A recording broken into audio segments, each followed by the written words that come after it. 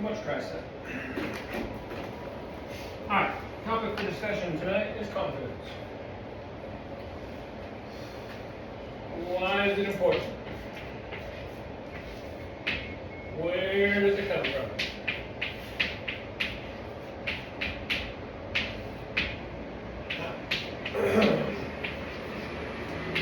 How do we get more? Whoa, and what makes it less?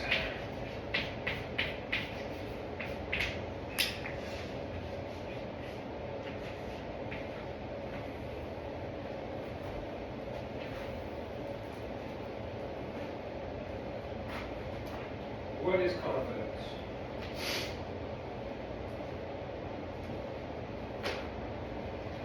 Belief in your ability to do something? Your ability to do something? Yeah, no, that's not quite right.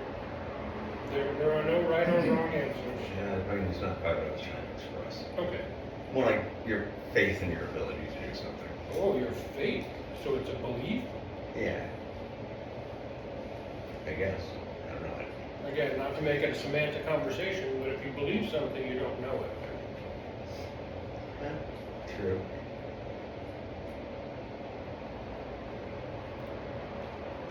So is it something based in fact and reality, or is it something that you conjure and you convince yourself of? Well, a little bit of both, perhaps. You conjure your belief based upon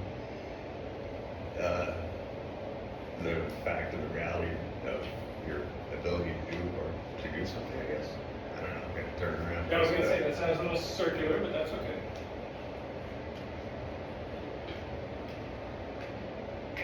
I think here we're talking about not just confidence, but you're implying self-confidence. I think we're talking about self-confidence in these. Yeah, you're definitely relevant. Well, it's finding value in yourself. Finding value in yourself. How come I didn't write self-worth up there?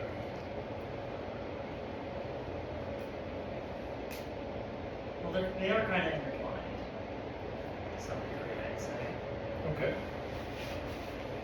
But the word literally means faith in yourself, but that doesn't necessarily mean that that's the definition we're looking for here.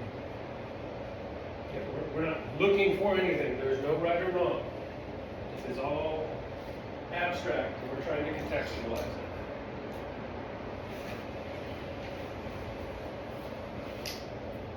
Finding meaning in yourself. Finding meaning in yourself. Excuse me. I like that.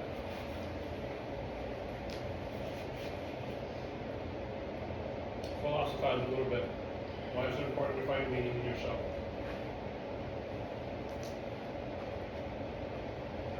When you find meaning, when something has meaning to you, you connect with it, and it inspires you, and it motivates you.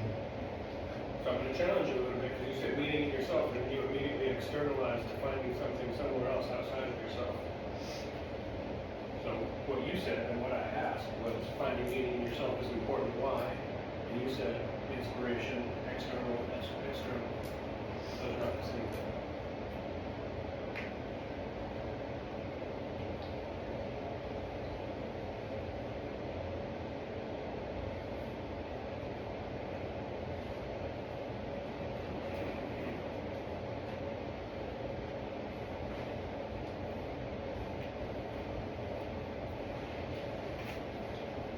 So then finding value in the self. And again, I don't think you're wrong. I'm asking why is it important?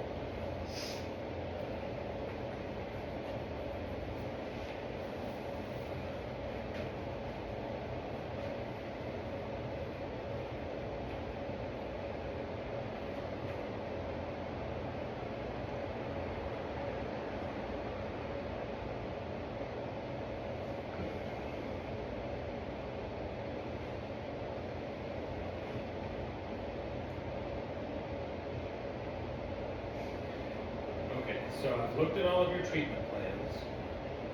All of you are here seeking treatment, and in some way, shape, or form, you've mentioned not feeling self-confident, or lacking self-esteem, or an inability to actualize. So there's something about this that all of us are being challenged with, or are struggling with, or don't understand, or are seeking to get better, or make improvement about. But right now, in the moment, nobody's saying shit. So that we really don't know what this is, and why it's important, and how it's applied to our lives. It's difficult to define. I feel like there's more than one kind of confidence is the thing. Yeah, great. And again, there's no wrong answers. I don't care that it's difficult to define. Say whatever's coming to your mind. That way we can all kind of bounce it off each other and say, is that what we really mean? Does this make sense? Does it feel connected to what we're trying to achieve here? You're right. It's broad and general and vast, and we're not going to nail it all down in these 4 questions. It's not my intent. My intent is for us to have some kind of robust conversation about why this is an issue and how it applies to A, the processes that got us into addiction, and B, how it applies to processes of treatment and recovery, and what you're going to do with your lives after you get out of here. Okay, well, maybe the best way to define confidence is to talk about ways we felt unconfident in the past. I hate that and love that.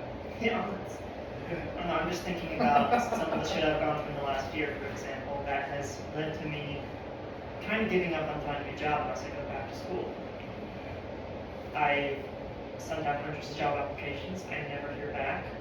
When I do, it's usually from multi-level marketing schemes or for really shitty jobs that are in Berlin or something, and I can't get them. And it doesn't feel great. It makes me feel like crap. And when I have worked in more recent years, it's been in really simple, very rote jobs that anyone can do.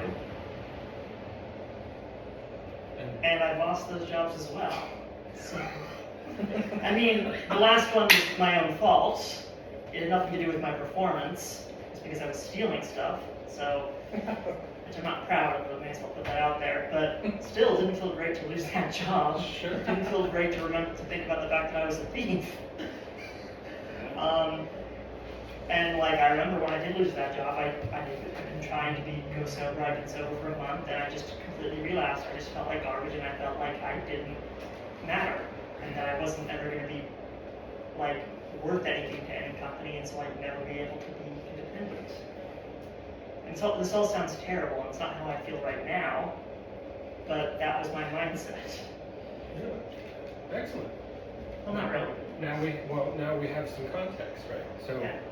again, sort of to reflect and just sort of simplify what you said, going through the process of like trying to attain a job and either not getting a job or getting jobs that you felt were menial or below your skill level or something like that, and then losing those jobs. So what's the impact? What's the emotional felt sense of that experience? When did you know that you weren't feeling confident? Was it after the first one, or the 10th one, or the 100th?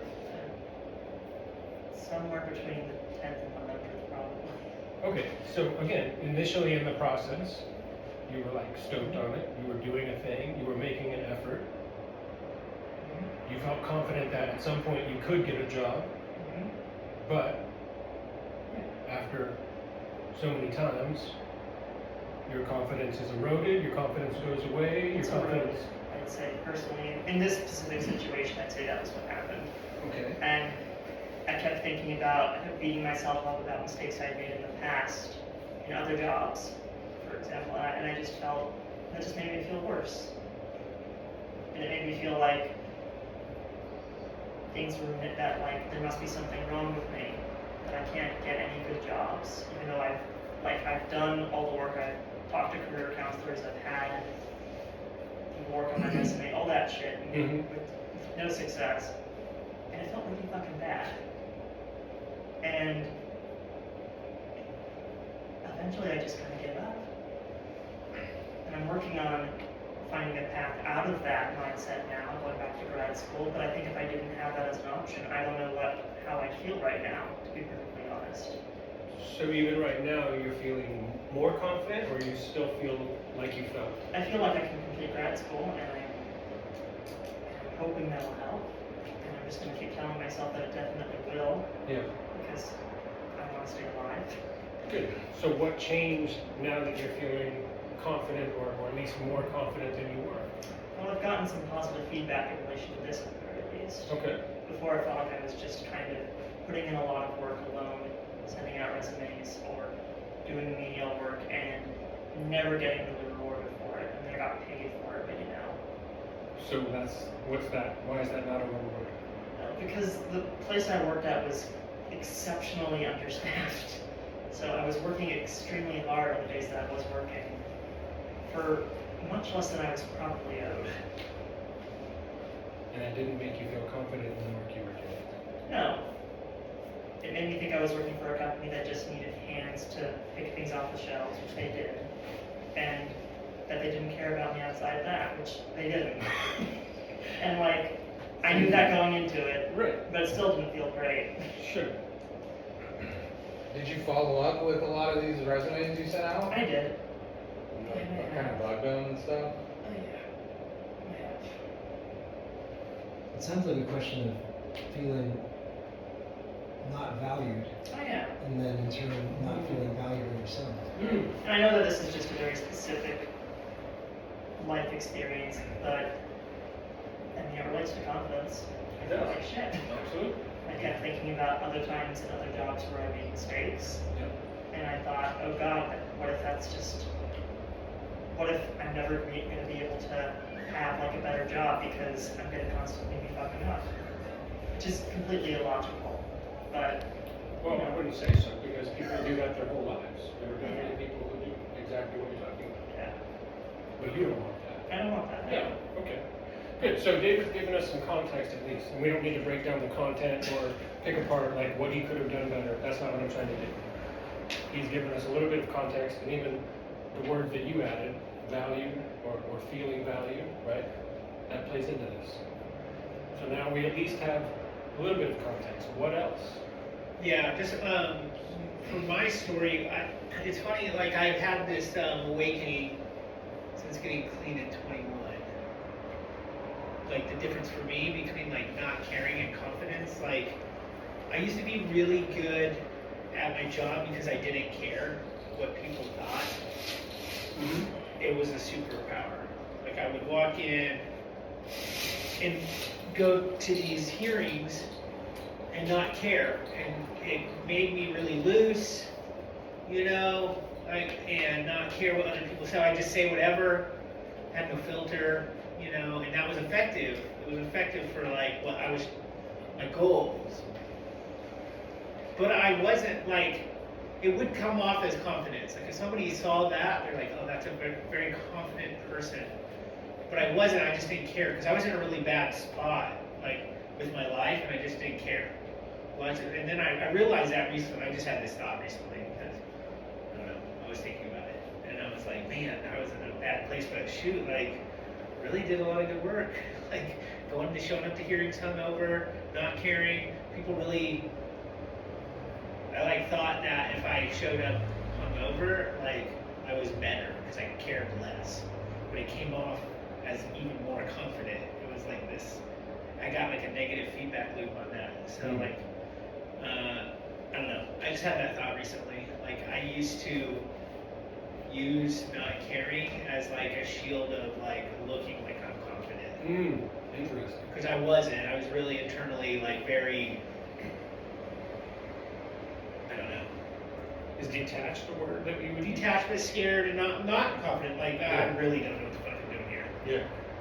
And instead of expressing that, you just kind of had some nonchalance, and people Yeah. observed that and said, "Oh, look at this guy. Yeah. He must have it together because he doesn't give a fuck." Yeah. Yeah. Interesting. Okay. Good. Some more context. So there's ways that we can behave, or ways that we can sort of convince other people Yeah. that we're confident, even though that's not the reality. Yeah. Yeah, I think that's a huge piece, right? Because most of us, that's what we do. Most of us, we figure out some kind of system, some kind of skill or way of communicating with people that makes us feel like they think we're confident. You can substitute it with a lot of different things. Absolutely. You can substitute it with articulation, Yeah. with loquaciousness, just with speaking. Getting a grad degree and having a master's in something and standing in front of people. Speaking louder or longer. It's one of the most valuable things in society. I honestly think it's the most valuable tool I have ever, is walking into a room confident about what we're doing. Sure. People not relate, but they gravitate towards it. They do. Like when I go to investors invested in hydro project, I'm confident that we're going to do the work. Mhm. I'm confident that we're going to design it right and we're going to build it right. Mm-hmm. And they feel that, and then they invest that. They spend a lot of money on it. Yeah, Yeah. it's powerful. It's a powerful thing. Mm-hmm. I think there's something more powerful, but it's up there. Just saying. It helps a lot. It does push things in a positive direction. Okay, I think we're getting closer, but I don't know if we've yet put our finger on at least the first question. Because Why? confidence lets you keep going, even when things seem difficult. Confidence lets you keep going. Yeah. Man, I've done a lot of hard shit not feeling confident about it. Okay, yeah, but I'm sure it would have felt a little bit easier if you had felt more confident. Do you feel confident while you're doing the hard thing or after? you're Depends doing on it? the thing. I guess after. Yeah, it's weird, right? Like you don't usually, if it's really challenging you, if it's actually pushing your growth edge, you probably don't feel confident while you're doing it. It's the ability to reflect on it afterwards, or in the next situation say, oh, I know I did a hard thing back then, so this thing is not actually that hard. I feel confident doing this next thing, not actually the hard thing that you did. But we can predict, we're like, I'm confident I'm going to get something out of this hard thing. Yeah, but now we're kind of leaning toward because confidence equals certainty, and I don't know that confidence equals certainty.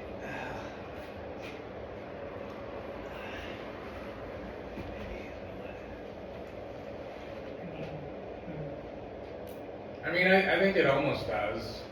There's Yeah. like an ethereal quality to it where like if you're truly confident of something happening, like it happens. So there's some kind of like a priming sort of thing that happens. Like if you go into a situation confident, the likelihood that the thing happens goes up.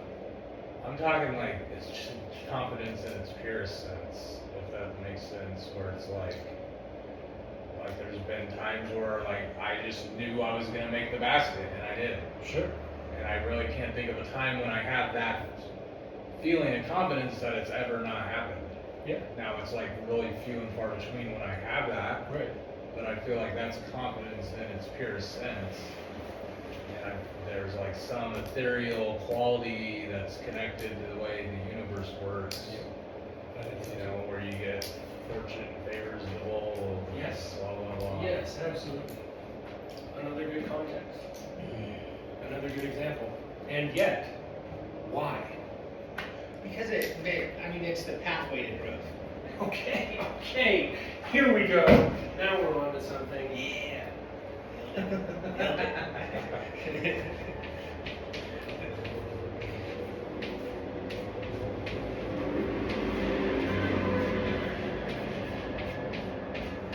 Okay, I think that could be a sufficient why.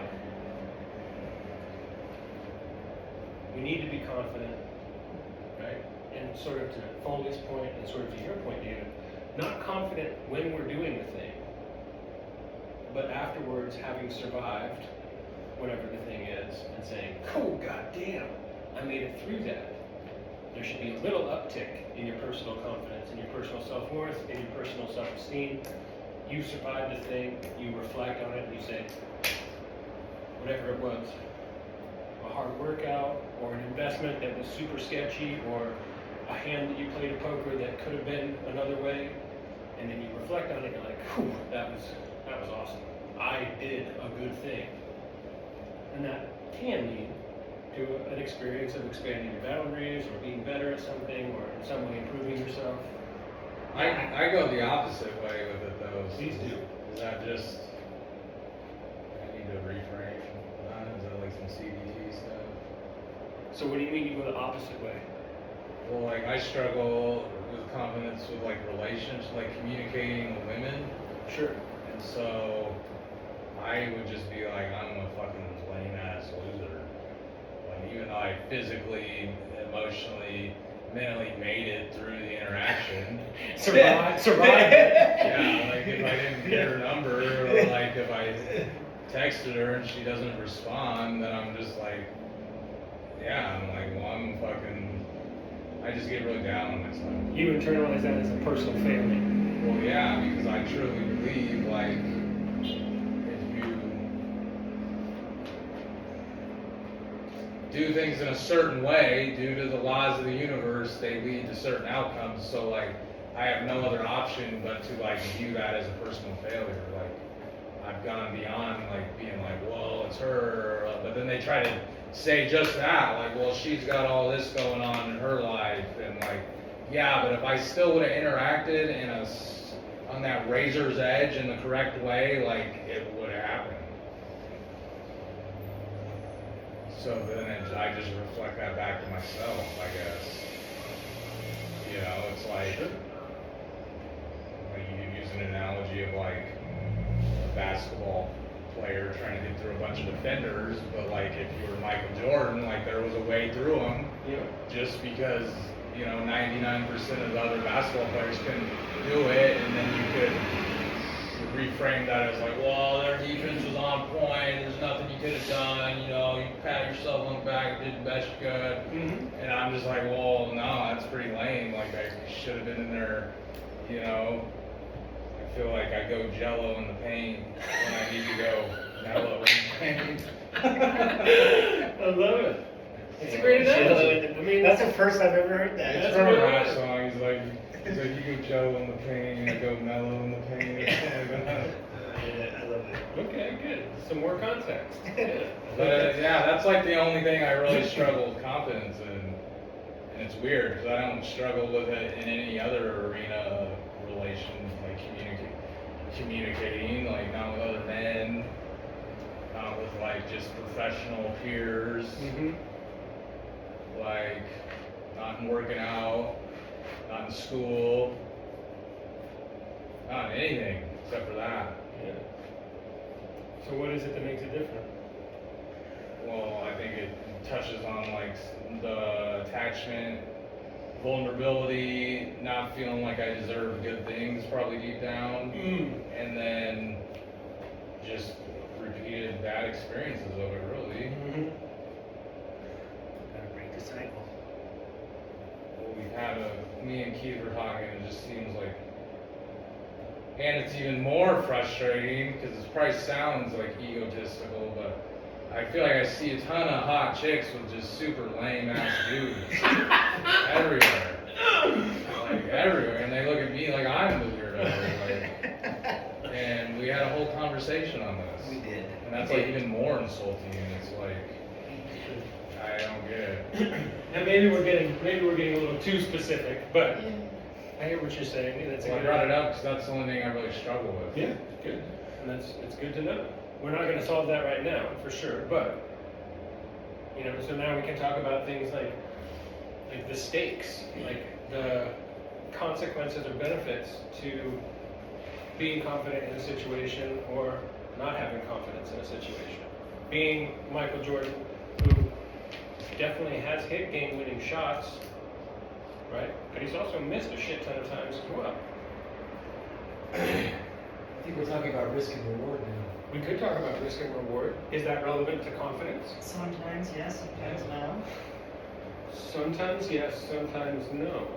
Yeah.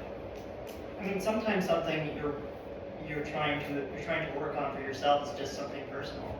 And there's no consequence or benefit to it? Well, there might be a benefit to it, but it's not like it's going to be affecting other people necessarily. Does it have to affect other people? It's a good question, probably not. Yeah, I don't necessarily believe it does. I think there are consequences and benefits to any situation where confidence is part of the equation. Again, it could be just for yourself.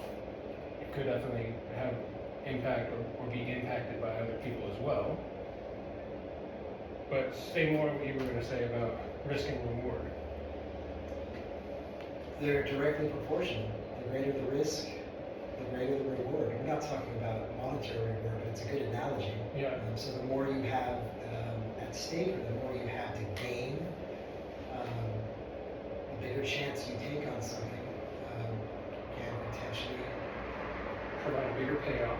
yeah, or a bigger path to growth, or a bigger improvement. Oh, okay, I see. So potentially the more you risk going through a situation, surviving it, and then reflecting on it, the more you gain confidence from that situation. That the more confidence you gain to lead you into the next time something happens. Interesting. So Okay. it's reward today gives you the confidence of believing in what you're doing, Mm-hmm. taking chances, taking educated guesses, Mm-hmm. and feeling like what you're doing is going to lead to growth. It instills that sense of, it reinforces that sense of what you're doing is good and right and benefiting and valuable. Mm. Okay. I don't know. I don't know. Maybe I think you read my chart because my problem's the other way. Like I have too much confidence. I'm like, fuck, I can do this, and then I go right into it and I hurt myself or something. Because that's what happens a lot with me. That's like an issue. It's like a recurring issue. Everybody in your life would probably say that I have too big of an ego and I'm too confident. Mm. And it doesn't always pay out, like Zach was just talking about, where you get a big payoff. Well, I would maybe be cockiness Cockiness. instead of confidence. I think it's a spectrum. Well, I usually think believe in confidence- myself though. I'm like, I can fucking do this. Well, no, I think there isn't cockiness like too, but it's like. I mean, I have pulled off some high risk, high reward stuff, right? Yeah. I have. I like totally, like way out of my element. I've also put myself in very dangerous situations doing that. But it might be, the idea is to find a balance. To sometimes being afraid of doing everything is not good. Being risk averse is good in a way if you find a balance. And being overconfident can be bad. It's So that's interesting. What is overconfident? I think it's, well, it sounds like it's what you described, Keith. It's like, Well, but it hurts it hurt my recovery too, right? Because I'm like, I can go into this situation and be okay, and I wasn't. Mm. And I walked into, like, first time I got clean off drugs, I thought I could still drink, right? I was confident that it was just the drugs. So I quit the drugs, drank for 3 or 4 months like a normal person. I'm not really like an alcoholic, classically, but one time I drank a little too much, and then I went and got an 8-ball, and I was back in it. Mm. So like I was overconfident in that situation, and then I can name several that are very kind of similar, where I just was like, oh, I can still hang out with my old drug dealer. We're friends, you know. I'd go over there, and then finally one day I'm like, can I just get a line? You know, like it just that was irrational. Yeah. so it's understanding your limits, Yeah. I guess. So there's an element of confidence that also has to be sort of like reason. Yeah. If we go beyond reason, then we get into cockiness or overconfidence. Yeah. And that has not served me well. But also, how do you know what your limits are? What if, Lord, look at us on the path. what if you're like, if you're someone who is low self-esteem or low confidence who thinks that they can't do much. Mm-hmm. So obviously then you probably don't succeed at very much if you think that way, and I speak from experience. Well, you can't succeed at anything if you don't do anything. Well, that too. Yeah. I would say you would know where like your lower limit is. Well, yeah, but like, So the flip side, you would find your limits by pushing the other way. yes. I know that years ago I used to work as a CIP for a camp, and I loved going to when I was a camper. And I even got offered a job to work as a camp counselor, Mm. and I turned it down because I didn't think I'd be good at it. Mm. Really? And I think back on that a lot, and I wonder if that's true a lot, and I don't think it is. No, it's Mm. not. But I thought it was new and it was scary, and so I just said no, I can't do this. Mm-hmm. So You didn't feel confident based on. honestly, I think it was just that it was new and it was more responsibility. Okay. That was literally just a lot of fear, essentially. Mm-hmm. Where does confidence come from? Or where do we feel it in our bodies? Or Repeated success. where does it show up in our repeated success? Yeah. Not maybe of a thing, but of yourself. Like if you do something and succeed, you start to believe in yourself a little more. So you touched on one aspect that I think is super important, that confidence is action oriented. You said do a thing. You didn't say think a thought or have a belief. Yeah. You said when you do a thing Yeah. and it gets done and you check that box and you say, I have done such and such. You do that again and again, that's where it gets developed. Yeah. Yeah, I think so. Repeated success.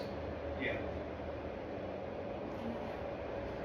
I don't have any of that. You have none repeated? You've done one success. and I that's it? disagree with you. I was gonna say, you've done Well, some not success. like relationships. Yeah, so but yeah, then- life. we don't like. Yeah, but that's not the issue. Well, it's not your. The issue isn't already where I'm killing it. I don't know where, but like, can you pull the success of one area of your life into other? Aha! I If don't- you're confident in one aspect of life, can you apply it to other aspects of your life? I mean, I don't think so. Like an example of not doing that. Okay. We call that a self-limiting belief. I mean, maybe. I just don't see how they could spill over. Yeah, you don't see, but that doesn't mean it's not possible. It doesn't mean that they couldn't. Well, because even like when they're like, well, go do stuff you're confident at, and I do, and like that doesn't help anything. If anything, like they're probably like intimidated a little bit, and then I perceive that as disinterest, and everything backfires. You should probably just stop trying then, probably. I mean, I kind of have. Well, I'm pretty indifferent towards. there you go. Now you and David are gonna sit like bumps on a log together and not do anything. Well, we'll be in grad school together at least. Okay, so that's This one is what I'm way. here to fix. No, I'm gonna make I light know, of that, sorry. I'm kidding. So where does it come from? Yes, I think repeated success, but another where is like, how do we experience it? When you know that, when you've done a thing and you do experience confidence, like, think about our four pillars: physical, psychological, emotional, and spiritual. I think confidence touches all of those, but let's articulate it. Like you were talking about, there's like a higher, like when things coalesce in the universe and you have the right mindset and you happen to do the right thing and your skills and abilities match up and it all just goes together. Have we all had those experiences, or one of those experiences? So we know what it's like. So what's it about? Yeah, it's when all of those things are firing, peaking. Yeah, but tell me what the experience of it is. The physical experience Physical of is- confidence you is feel what? strong. You feel strong. You feel upright, strong. Okay, good. What else? Any other physical experiences of it? Like when you nail the shot, when you meet the girl, when you receive. Alert.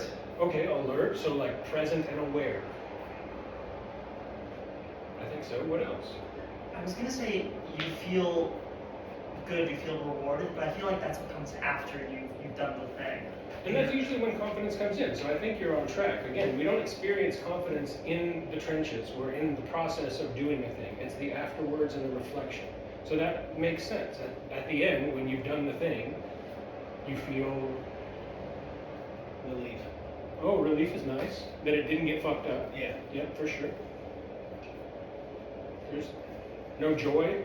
No excitement, no happiness. Very rarely. You're just like sitting there like, whoa, god damn it, good thing it's over. I'm conditioned like that. And there's nothing wrong with that. I mean, there've been plenty of my own experiences where it's the same thing. Like, just check the box of making through that, I'm good to go, let's get on to the next. Yeah, I have really high expectations. I do something pretty substantial to like feel good about it. Yeah. Yeah, I think that makes sense. And there's nothing wrong with having high expectations. Setting the bar I high. never get too high at all. Well, we'll probably chat about that later. It feels good though. I stupidly like the only place with like work, the expectations are super high, and I just relief is just getting stuff done. But Yeah. man, I hit a backhanded drive in pickleball last week. I've been working on this stupid shot for 2 months. I hit it. Felt so good. And nailed it. Nailed it. Drop like reverse court drop drive, just right past everybody. Skidded off the line, and I was like, man. And you did one of the. I hit it into the net like 10 times before that, Yeah, I did. I was full. It was as much satisfaction as I've had in a long time. Satisfaction, that's what I was getting at. A feeling of knowing that you did the thing that you were working to achieve. Fulfillment, satisfaction. Right? Like, my purpose is worthy. I've done the backhand. Yeah, it's there now. Fucking A, I think so. What about like emotionally or spiritually? What about psychologically? What are the thoughts that you think in a confident situation? This is going to be super easy. Well, depends on the situation. If it's something that you already know you can do, I think that is a form of confidence. Yeah, I like that.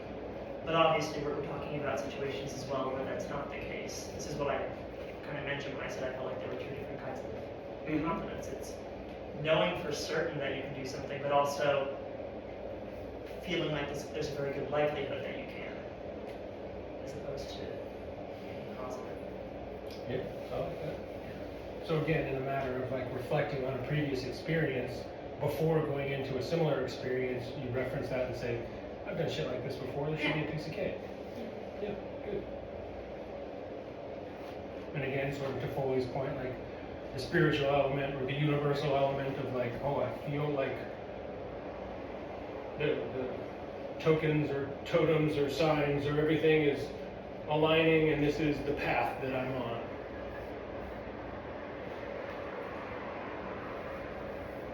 Okay? How do we increase our confidence?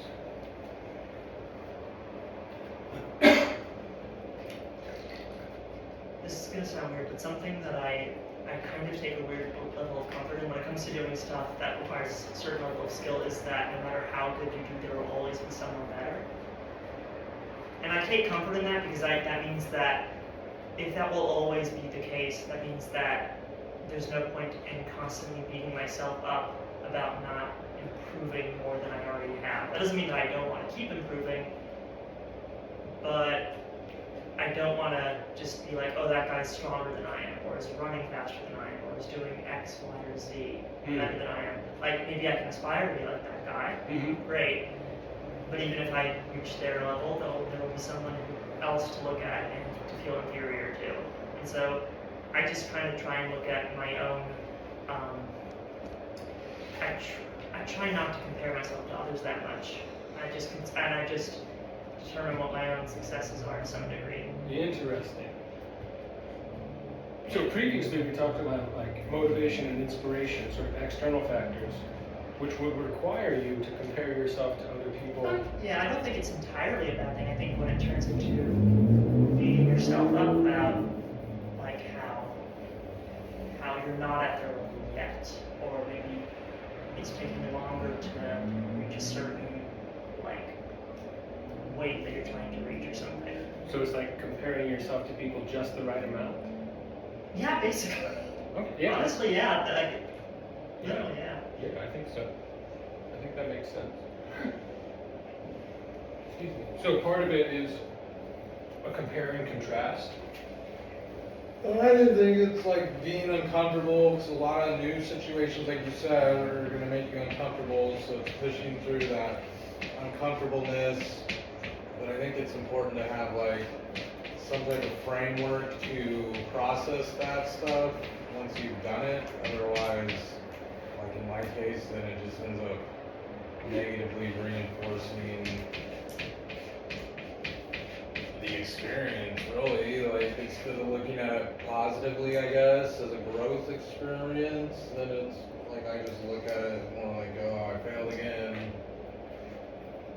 Yeah, so you have to know that even if the outcome isn't what your expectation is, there's a way to derive benefit from it if you have the correct mindset. Yeah, and I feel like I automatically do that stuff when in any other arena, but I feel like this one again is weird because I feel like it like cuts to like who I am as a person. Right. Like if I don't hit a lift, it's not like, oh, it doesn't like me. It's just like, okay, like fucking Training was off. training a little, training a little off, I'll hit it next time. It's like the other stuff, it's like more of like, you know, it's like who I am, how I'm interacting, because that it is. Yeah. Yeah, and now we're kind of getting to like a more salient point around like how confidence manifests or gets expressed in different aspects of our lives. Most of us as men probably have some physical capacity that we always feel confident about. Even if that's just like a hobby thing where we're like, with my hands, I can make a thing, and that makes me feel good about how I do that thing, right? It can also be exercise, it can also be cooking, right? Whatever we do for work. Just like, I know my shit, my body does this, I don't have to think real hard about it, I don't have to work in the sense of like effortfully trying to make it happen, right? Even if it is like physically challenging, right? Probably psychologically, some of us have some aspect where we're like, I know I can think about this. I have the knowledge or experience or book learning to say that I can speak eloquently about it, I know facts about it, etc., etc. If somebody asks me about it, I can tell them about it, right? Then we kind of get into the emotional realm. And again, maybe most of us have one or two aspects where we're like, okay, I feel confident that if this conversation comes up, I can navigate this in a way that will, you know, keep me emotionally safe, and I feel good about it, and I can also hold space for another person's emotions, and it feels okay. Right? And then spiritually, again, most of us probably have one thing we can think about where it's like, when I go out to the mountain and I experience the awe of nature, I'm confident that I'm connected to something bigger than myself. When I pray or when I go to my religious institution and I practice whatever my practice is and I feel that connection, I feel confident in my ability to access the divine in some way, shape, or form. Yes? So we all have some reference point for this. So what takes our confidence down? Failure. Yeah, you guys think that, but all of you have already talked about the reflecting process of looking back on something and figuring out some way to make it about growth. So I would argue that almost ironically, you have to fail occasionally to keep developing your confidence. Well, then what about stagnation? Indeed, say more. It'd be your perception of that failure then. I don't know if failure is the term, but like, my example for me is like, I used to be a bad swimmer, and I signed up for this master swim class, which was stupid, don't ever do that. So third warm-ups are like 2,000 meters. But I got to be pretty good, you know? But after it, but like, I didn't fail. No. But I was pretty fucking bad for a long time. I was like, I swam with my head out of the water. I mean, that's how I grew up in Kansas, you know? I didn't have my head in the water, like stroking. But like, so when I showed up the first day, that's what I did. And I was just pretty bad at it for a while, but like. Did they say anything? No, they were pretty cool. But they would like do like 50-yard sprints and like, I mean, I would be a quarter, they'd be done, you know, waiting for me. It was embarrassing, but. Not failure, but like, not six. I don't know. Like, not good. Like, I don't know.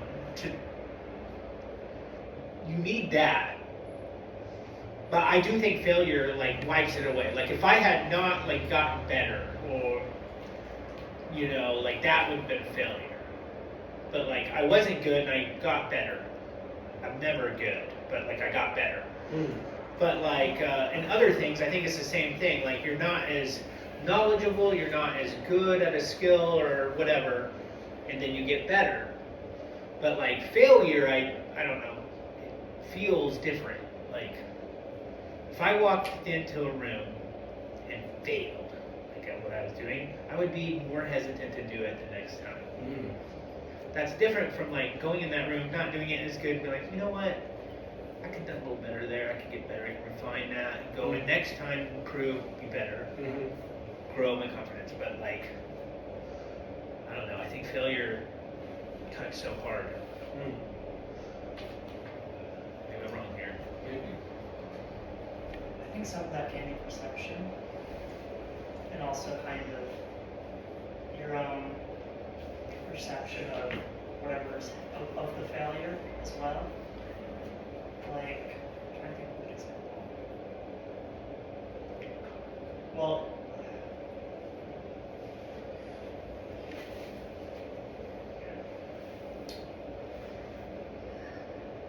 I'm trying to think of an example. Okay. We'll come back to it. Go ahead, Zach. Someone else talk.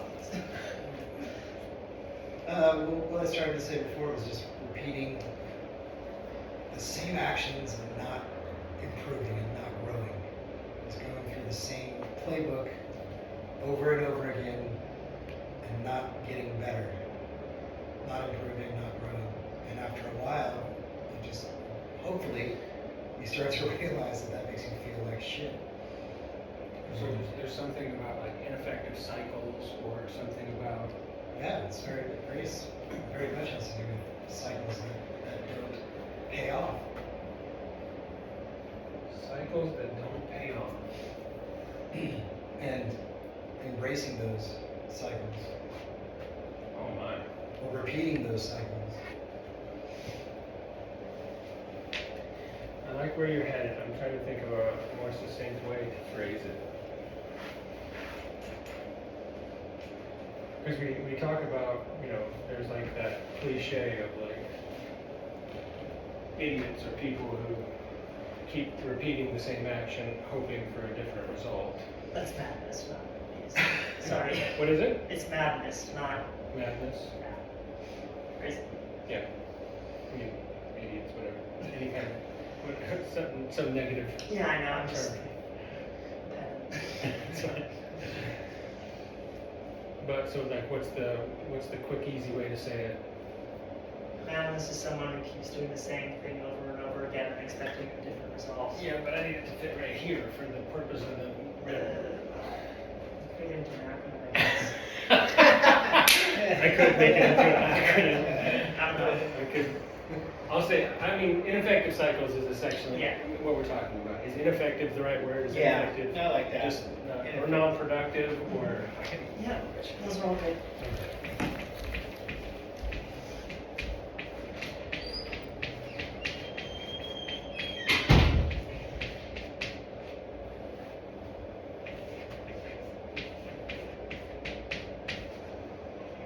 Okay. So why is it relevant to treatment and pursuing sobriety? Because if you don't think you can succeed, you're not even going to try. If you don't think you can succeed, you're not even going to try. Maybe there's a better way to put that. There's something in there. Well, and there's also plenty of people who think that they're going to succeed and don't. Well, yeah, but you know, it's a start. What's a start? Thinking that things can be better. Because if you don't believe that, then why are you even in treatment? Valid question. Does getting better have to do with confidence? I think to some degree, yeah. Okay. Like, I wish I could say with complete confidence that I'm never going to relapse again, but I'm 26, I've got a long life ahead of me, I don't know what's going to happen to me. I might end up drinking at some point, but I am confident that I will be able to pick myself up again from that and get back to sobriety. Okay. And I am confident that I am not going to hit such a low point that I'm going to want to kill myself again. And so, yeah, there's still an uncertainty there, but there's also some level of confidence and self-assuredness as well. How do they both exist? I mean, I try to be honest with myself, and I'm here right now. I've been sober for 4 months. I didn't think I could do that when I started. So who am I to say that I'll never be able to stay on this? Yeah. And I'm doing it so far, and I thought it was impossible before. Right. So, who knows? And I think you hit on a topic that we haven't yet added to the mix, which is like honesty, or maybe even a bigger concept of like a radical acceptance of reality. Yeah. Because confidence in something that isn't realistic, is that really confidence, or is it more like the cockiness or the foolhardiness of, making assumptions about something or having high expectations about something that aren't really actually based in your abilities or based in whatever the reality of the situation is, and now you're just full speed ahead, hoping. Well, if you don't accept the fact that you're fallible, you're gonna make mistakes, and when you do, you're gonna feel a hell of a lot worse about them, I think. If you're not honest with yourself? Yeah. Okay. I think so. So where do we put honesty, or where do we put reality in this mix?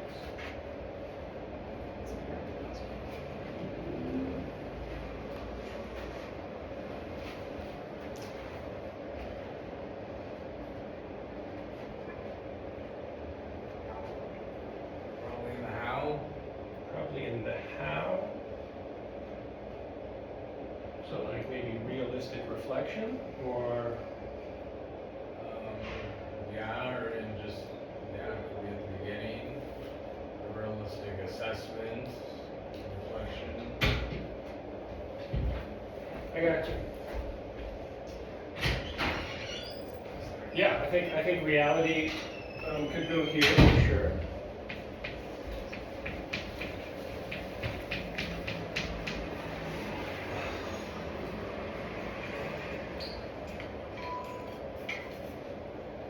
I mean, the real answer goes in all of them, right? But this is about realistic expectations and knowing where we have deficiencies that can be improved. This is about choosing situations that maybe fit our skill set or fit our desire for growth. So we don't just do hard shit for hard shit's purposes, but we do hard shit that we can derive benefit from or glean something positive from. Again, reality is all in needs. I don't compare myself to Michael Jordan because that's not realistic. I might like to play basketball, but we are not on the same level, right? So having some reality to the discomfort, right? We're not just going to put ourselves in things that hurt us, right? Because that reduces our ability to perform tasks and do shit. So this needs to be a realistic level of discomfort. We have to be able to reflect in a meaningful, realistic way that applies to how we continue to grow. You need to be aware of which cycles don't work or which cycles don't apply to your reality and your lived experience, so you can get rid of those cycles and continue to work on the things that produce positive opportunities for growth.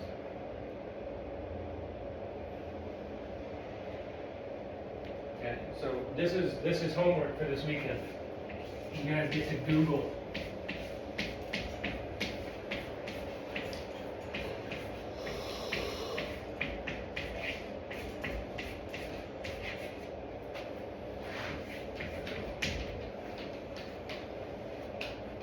There's plenty of therapists online who are talking about this now. This is one of those fucking trends that's going on in the industry.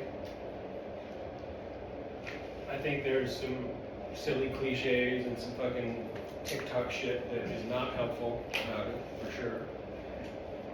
And there's some really important information around this concept that applies directly to how we pursue sobriety and how we navigate treatment.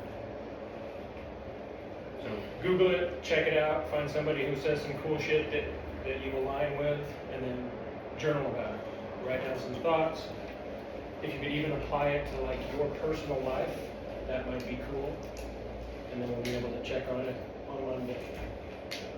On Monday, we're going to start the curriculum that I've been talking about. We're going to jump into a 12-week class, so it'll be much more structured than this.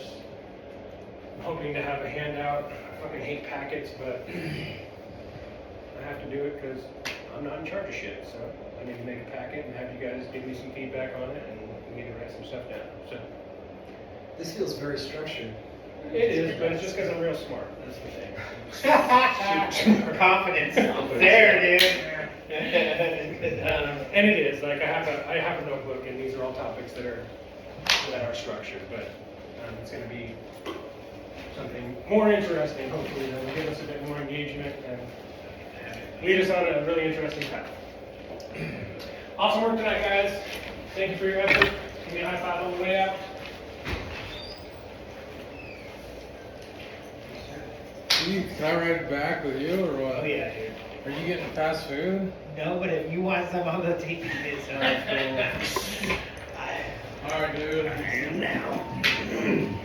Take it easy, Tim. Yeah, I was gonna holler at you about a briefly mentioned one-on-one kind of alternative therapy. Yep. Thanks, Tobias. Like he found one for you, or you No, found one? I did. I'm